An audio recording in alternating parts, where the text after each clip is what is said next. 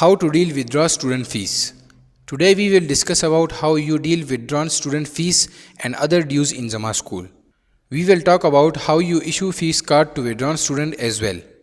First of all, go to the fee module, then click on the single student fees. You can see the details from which you can search for the student.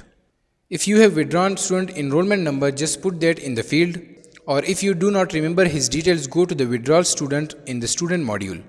Check here for withdraw student details and you will find which students are withdrawals in which class.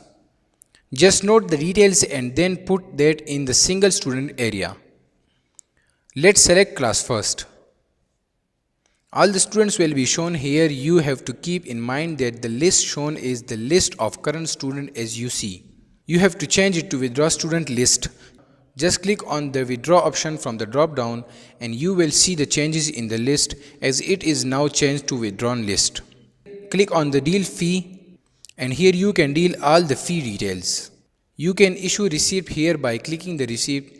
You can also done collection from him as well by clicking the collect fee and submit the fee details along with adjustments if there is any. This issue is faced by many schools when they withdraw a student.